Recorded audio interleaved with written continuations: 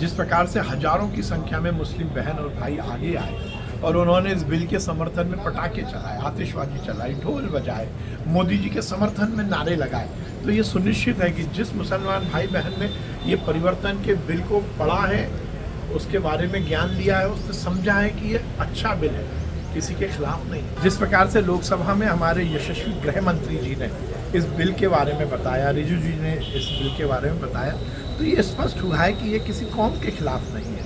ये व्यवस्था में को सुव्यवस्था में परिवर्तित करने का एक सरकार का बहुत ही सार्थक और सकारात्मक प्रयास है। देखिए, मेरी संपत्ति, आपकी संपत्ति या किसी की भी संपत्ति का विवाद कोर्ट में जा सकता है, पर वक्फ का नहीं जाएगा। क्यों नहीं जाएगा? इस देश में लोकतंत्र में कार्यपालिका, विधानपालिका और न्यायपालिका सबके अधिकार भी हैं, कर्तव्य भी हैं, उनकी सीमाएं भी हैं। यदि न्यायपालिका को हम इस तरह से किसी एक तुष्टीकरण की राजनीति के लिए अलग कर देंगे तो ये ठीक नहीं है। और ये कल तो सामने भी आया, 10,000 मुसलमान भाइयों ने ही तो कोर्ट में, उनके ट्रिब्यूनल में केस लगाए थे जिनके साथ अन्याय हो रहा है। तो ये मुसलमानों के खिलाफ कहाँ होगा?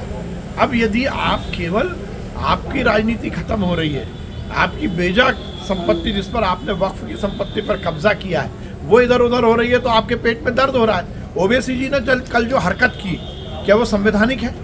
क्या उनको लोकतंत्र के शुभ और पवित्र मंदिर में बैठने का अधिकार है?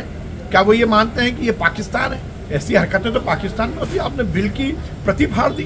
अरे ये देश कायदे से चलेगा, कानून से चलेगा, व्यवस्थाओं से चलेगा, परंपराओं से चलेगा।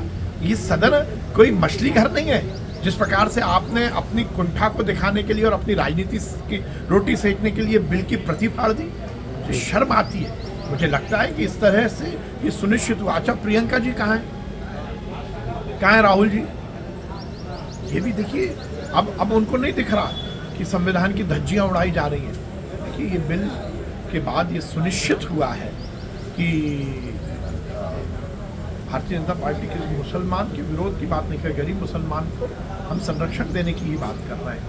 अब आगे आए ना लोग, क्यों इस तरह की बातें कर रहे हैं? तो एक है सब। और फिर मैं कहूँगा ना, किसी कौम के खिलाफ नहीं, कौम के गरीब को संरक्षण देने वाला कानून है, तो कौन खिलाफत करेगा?